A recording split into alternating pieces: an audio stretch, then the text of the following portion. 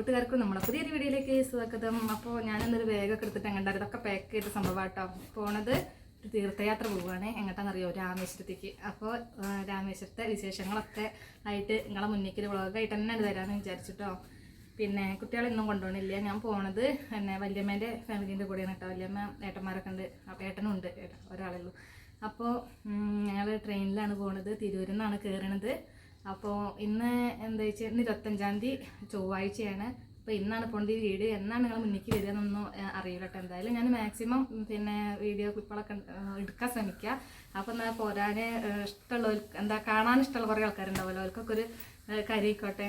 അപ്പോൾ എന്തായാലും നമ്മളെ വീഡിയോ ഒരു രാമേശ്വരം വ്ളോഗ്. അപ്പോൾ ഞാൻ പോവാട്ടോ, ബാഗൊക്കെ ഇതാകണം. അതിന് നമ്മളെ കുട്ടീസിനൊന്നും കൊണ്ടുപോകണില്ല കേട്ടോ. നമ്മളെ വീട്ടിൽ നിന്ന് ഞാൻ തന്നെ ഉള്ളു പോണത്. അപ്പം നീ പോവാണ്. ടാറ്റാ. ഞാൻ പോയി കേട്ടോ.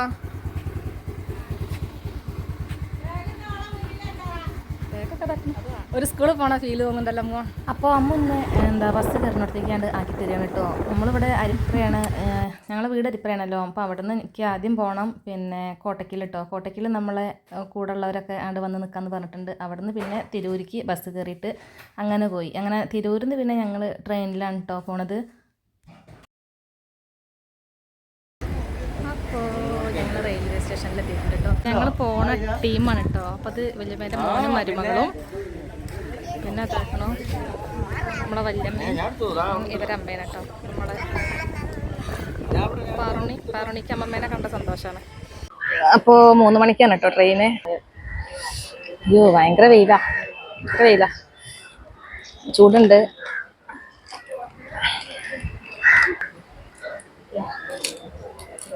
അപ്പോൾ നമ്മളെ പാറുട്ടി ഇതാക്കണം ഇവിടെ എന്താ ലേസ് കഴിക്കുക കേട്ടോ. ബ്ലഷറിൻ്റെ കയ്യിൽ എന്താ ഓറഞ്ചാണ്. ഓറഞ്ച്.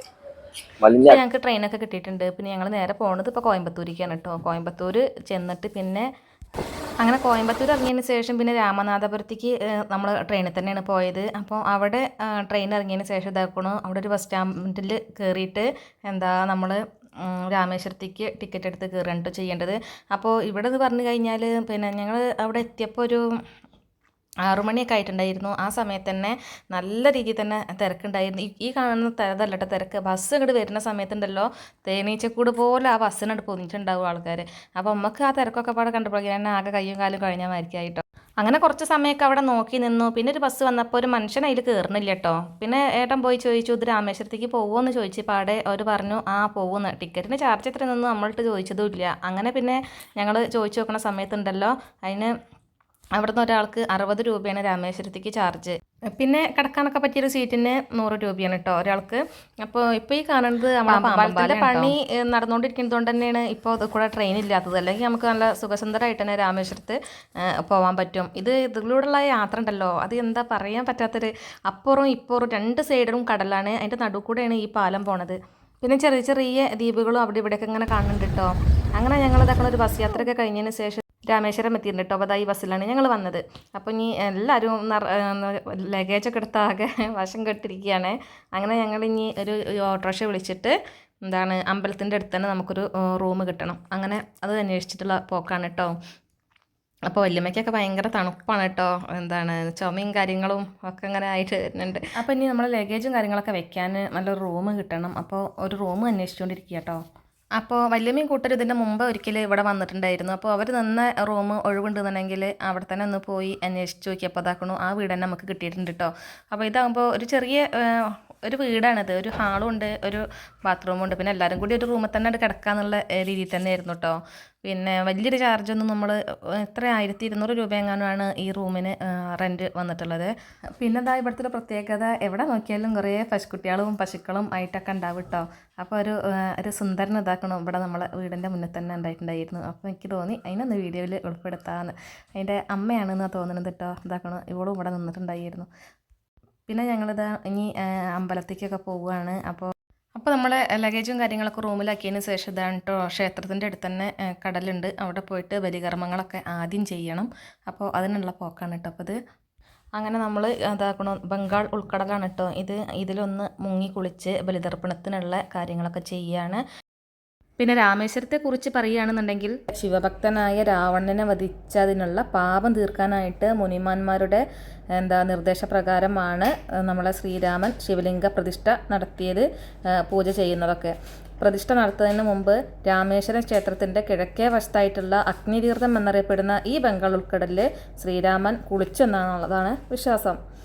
രാമേശ്വരം ക്ഷേത്രത്തിൽ ദർശനം നടത്തുന്നതിന് മുൻപ് ഭക്തർ ഇവിടെ കുളിച്ച് ക്ഷേത്ര മതിൽക്കെട്ടിനകത്തെ 22 തീർത്ഥങ്ങളിലും കുളിക്കണമെന്നാണ് വിശ്വാസം. ലങ്കയിൽ നിന്ന് തിരികെ അയോധ്യയിലേക്ക് പ്രവേശിപ്പിക്കുന്നതിന് മുൻപ് ശ്രീരാമൻ സീതാദേവിയെ അഗ്നിപരീക്ഷ നടത്തിയതായി നമുക്ക് രാമായണത്തിൽ കാണാൻ സാധിക്കും. സീതാദേവിയെ പരീക്ഷിച്ചതിനുള്ള പാപപരിഹാരത്തിനായി അഗ്നിദേവൻ ഇവിടെ വന്നു കുളിച്ചു എന്നുള്ളതാണ് വിശ്വാസം. അങ്ങനെയാണ് ഈ തീർത്ഥത്തിന് അഗ്നിതീർത്ഥം എന്ന പേര് വന്നത്. അടുത്തത് ഇനി ബലിതർപ്പണമാണ് കേട്ടോ.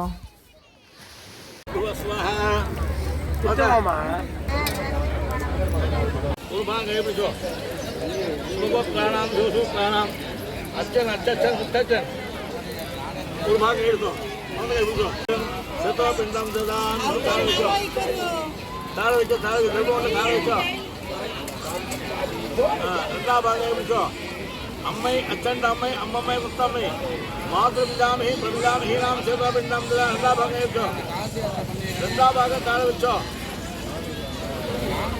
മൂന്നാം ഭാഗം ചെയ്യാൻ കേട്ടോ.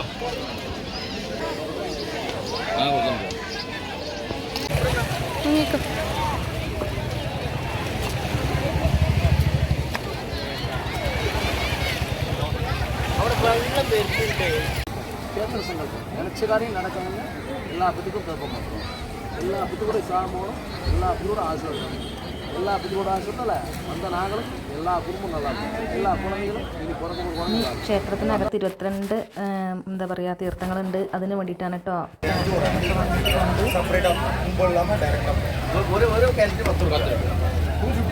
ക്ഷേത്രത്തിനകത്തുള്ള പിന്നെ കിണറിന്നൊക്കെ നമുക്ക് സ്നാനം ചെയ്യാൻ വേണ്ടിയിട്ട് നമുക്ക് അവിടുന്ന് ഒരാളെ വിളിക്കാം കേട്ടോ. അപ്പോൾ ഒരാൾക്ക് ഫുള്ളായിട്ട് എല്ലാ കിണറിന്നും നമ്മളെ തലയിലൂടെ വെള്ളം ഒഴിക്കുന്നതിന് 250 രൂപയാണ് ചാർജ്. അത് 25 രൂപയാണെന്നുണ്ടെങ്കിൽ ഒരു കൂട്ടം ഒന്നിച്ച് നിൽക്കും, അവരെ മേത്തേക്ക് ഒന്നിച്ചങ്ങോട്ട് ഒരു തളിക്കുള്ളൂ കേട്ടോ. അപ്പോൾ നമ്മൾ സെപ്പറേറ്റ് വേണമെന്ന് പറഞ്ഞതുകൊണ്ട് നമ്മൾ ആ ഫീസ് അടിച്ചതിന് ശേഷം പിന്നെ അവരുടെ കൂടെ പോവുകയാണ്. പിന്നെ പോണ സമയത്ത് ഞങ്ങളെല്ലാവരുടെ കയ്യിലും ഒരു കുപ്പിയുണ്ട് കേട്ടോ. അപ്പോൾ എല്ലാ കിണറ്റത്തെയും വെള്ളം ശേഖരിക്കാൻ വേണ്ടിയിട്ടാണ്. അപ്പോൾ ഇത് കണ്ടോ, ഇവിടെ ഒന്നും ക്യാമറ പിന്നെ അലൗഡ് അല്ല കേട്ടോ. ഞാൻ എടുക്കുമ്പോഴേക്കിന് അവർ പറഞ്ഞു അത് ചെയ്യാൻ പാടില്ല കേട്ടോ എന്ന് പറഞ്ഞു. അപ്പോൾ പിന്നെ ഞാൻ കിട്ടിയ വീഡിയോ ഇതാണ്.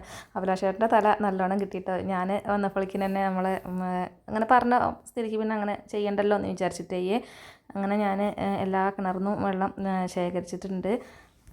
അങ്ങനെ എല്ലാ കിണറിലും ഞങ്ങൾ അന്ന് സ്നാനം ചെയ്തിട്ടുണ്ട്, 22 കിണറിലും. അപ്പോൾ എല്ലാതും അടുത്തടുത്ത് കിണറാണെങ്കിലും കൂടിയിട്ട് ഇതിൻ്റെ എല്ലാത്തിൻ്റെയും ടേസ്റ്റിന് മാറ്റണ്ടായിരുന്നു കേട്ടോ. അത് എന്താണെന്നറിയില്ല, വല്ലാത്തൊരു അത്ഭുതമായിട്ട് എനിക്ക് തോന്നി. മാത്രമല്ല ഇത്രയും അധികം വെള്ളം തലയിൽ ഒഴിച്ചിട്ട് ആർക്കും ഒരു ചുമ ജലദോഷം അങ്ങനത്തെ സംഭവങ്ങളൊന്നും ഉണ്ടായില്ല കേട്ടോ. പിന്നെ ഞങ്ങൾ ഭക്ഷണമൊന്നും കഴിച്ചിട്ടുണ്ടായിരുന്നില്ല. അതിന് ശേഷം നല്ല വിശപ്പുണ്ടായിരുന്നു. അപ്പോൾ വാങ്ങിയത് ഇഡ്ഡലി ആയിരുന്നു കേട്ടോ. അപ്പോൾ ഞാൻ ഇഡ്ഡലി കഴിച്ചു. മക്കൾക്ക് നെയ് റോസ്റ്റ് മതി എന്ന് പറഞ്ഞിട്ട് അവിടെ ഇരിക്കുകയായിരുന്നു. അപ്പോൾ അത് അവർക്കുള്ള നെയ് റോസ്റ്റ് ഇവിടെ എത്തിയിട്ടുണ്ട്. എനിക്ക് നമ്മളെ നാട്ടിൽ നിന്ന് എവിടേക്കെങ്കിലും പോയി കഴിഞ്ഞാൽ ഇഡ്ഡലി കഴിക്കാനാണ് കേട്ടോ കൂടുതൽ ഇഷ്ടം. പിന്നെ ചായ, ഇതൊന്നും പറയാനില്ല, അടിപൊളി ചായ ആയിരുന്നു. ഞങ്ങൾ ഫുഡ് കഴിക്കൽ പരിപാടിയിലേക്ക്. അപ്പോൾ വല്യമ്മയ്ക്ക് ചോറും കറികളും വാങ്ങി, പിന്നെ ഞങ്ങൾക്ക് ഫ്രൈഡ് റൈസും വാങ്ങി. പിന്നെ നമ്മൾ അമ്പലത്തിൽ നിന്ന് വന്നപ്പോൾ നനഞ്ഞ ഡ്രസ്സ് ഇട്ടിട്ടാണല്ലോ വന്നിട്ടുണ്ടായിരുന്നത്. അപ്പോൾ അതിൻ്റെ ക്ഷേത്രത്തിനകത്തേക്ക് കയറണമെങ്കിൽ നനഞ്ഞ ഡ്രസ്സ് പറ്റില്ല. അപ്പോൾ ഡ്രസ്സ് ചേഞ്ച് ചെയ്യാൻ നമ്മൾ അങ്ങോട്ട് കൊണ്ടുപോയിട്ടുണ്ടായിരുന്നില്ല കേട്ടോ. അപ്പോൾ റൂമിൽ വന്ന് പിന്നെ ഡ്രസ്സൊക്കെ മാറ്റാൻ അപ്പോഴേന് ഉച്ചയായിരുന്നു. അപ്പോഴേന് നട അടയ്ക്കും എന്നുള്ള വശത്തായപ്പോൾ പിന്നെ ഞങ്ങൾ വിചാരിച്ചു വൈകുന്നേരം പോവാമെന്ന്. അങ്ങനെ ഞങ്ങൾ വൈകുന്നേരമാണ് പിന്നെ ക്ഷേത്രത്തിന് അകത്തേക്ക് പോണത് കേട്ടോ. അങ്ങനെ നമ്മൾ ക്ഷേത്രത്തിന് അകത്തേക്ക് വന്നിട്ടുണ്ട്. കാഴ്ചകളൊക്കെ കാണാൻ ഒന്നും പറയാനില്ല കേട്ടോ. മനോഹരമായിട്ടുള്ള എന്താ പറയുക, നമുക്ക് കണ്ണെടുക്കാൻ തോന്നില്ല അതുപോലെ ഭംഗിയായിട്ടാണ് അവിടുത്തെ പിന്നെ തൂണുകളാവട്ടെ അതിൻ്റെ മേൽക്കൂരയൊക്കെ കണ്ടോ എന്തൊരു ഭംഗിയാണെന്നറിയോ കാണാൻ. അപ്പോൾ കാണേണ്ട കാഴ്ച തന്നെയാണ്. എന്താ നമ്മളെ ലോകത്തിലെ ഏറ്റവും വലിയ ഇടനാഴികയുള്ള ഒരു ക്ഷേത്രമാണ് നമ്മളെ രാമേശ്വരം ക്ഷേത്രം എന്ന് പറയുന്നത്. അപ്പോൾ ഈ ക്ഷേത്രത്തിൻ്റെ കഥ പറയുമെന്ന് വിചാരിച്ചാൽ എന്താ ശിവഭക്തനായ രാവണനെ വധിച്ചതിനുള്ള പാപം തീർക്കാനായിട്ടാണ് മുനിമാരുടെ നിർദ്ദേശപ്രകാരം ശ്രീരാമ ശിവലിംഗ പ്രതിഷ്ഠ നടത്തിയെന്നാണല്ലോ പറയുന്നത്. അപ്പോൾ ഈ ശിവലിംഗ പ്രതിഷ്ഠ നടത്തണമെന്നുണ്ടെങ്കിൽ നമ്മൾ ഹനുമാൻ എന്ത് ചെയ്യണം? കൈലാസത്ത് പോയിട്ട് ശിവലിംഗം കൊണ്ടുവരണം. അപ്പോൾ ആ ഒരു മുഹൂർത്തം കുറിക്കുമല്ലോ, ആ മുഹൂർത്തത്തിന് സമയത്ത് നമ്മളെ ഹനുമാൻ അവിടുന്ന് എത്തിയില്ല. അപ്പോൾ ആ കടൽ തീരത്ത് ഇരുന്നിട്ട് തന്നെ നമ്മളെ സീതാദേവി എന്ത് ചെയ്തു? ഒരു ശിവലിംഗം ഉണ്ടാക്കുകയും ആ സമയത്ത് അവിടെ പ്രതിഷ്ഠിക്കുകയും ചെയ്തു. അപ്പോൾ ഇത് കണ്ടുകൊണ്ടാണ് നമ്മളെ ഹനുമാൻ അവിടെ വന്നത്. അപ്പോൾ ഹനുമാന് ഭയങ്കര വിഷമായി, ഞാൻ കൊണ്ടുവന്ന ഇത് വെച്ചില്ലല്ലോ എന്നുള്ള. അതുകൊണ്ട് എന്തായി, ആ ഹനുമാൻ കൊണ്ടുവന്ന ശിവലിംഗവും പിന്നെ നമ്മളെ ക്ഷേത്രത്തിനകത്ത് തന്നെ ഉണ്ട്. പിന്നെ അതാണ് കേട്ടോ കഥ. അപ്പോൾ ആ കഥേനെ ആസ്പദമാക്കിയിട്ടുള്ള ചിത്രങ്ങളൊക്കെ അവരെ ചുമരിൽ ഒക്കെ നല്ല വൃത്തിയിൽ വെച്ചിട്ടുണ്ട്.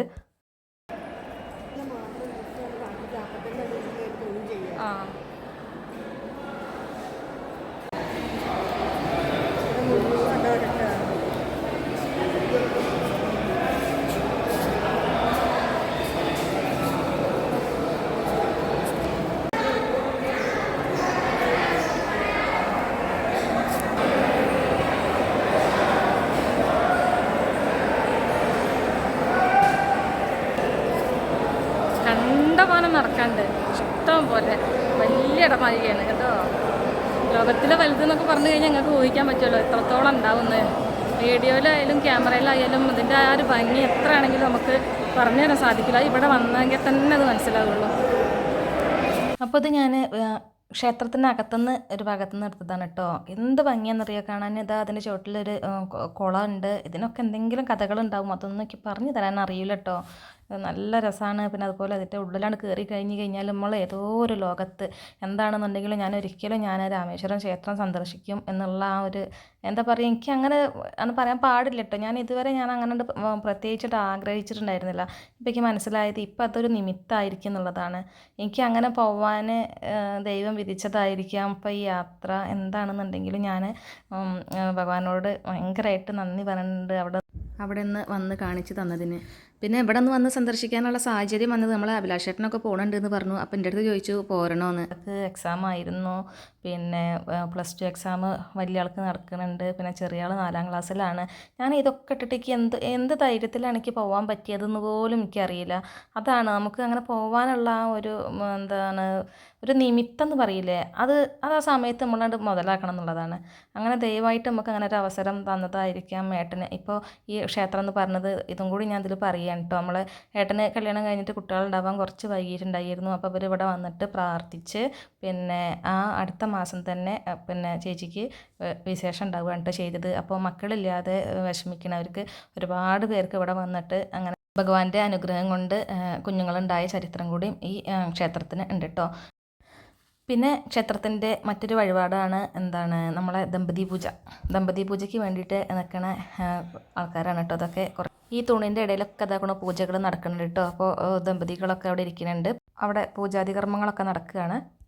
അപ്പോൾ ഇതൊക്കെയാണ് കേട്ടോ ഒരു ഇന്നത്തെ വീഡിയോയിൽ ഞാൻ ഉൾപ്പെടുത്തിയിട്ടുള്ളത്. അപ്പോൾ ഒരു രാമേശ്വരം ക്ഷേത്ര വ്ളോഗ് ഇവിടെ അവസാനിക്കുകയാണ്. പിന്നെ ഇനി അടുത്ത ദിവസം ഞാൻ ധനുഷ്കോടിക്കൊക്കെയാണ് കേട്ടോ പോണത്. വാന ഭംഗിയാണ്.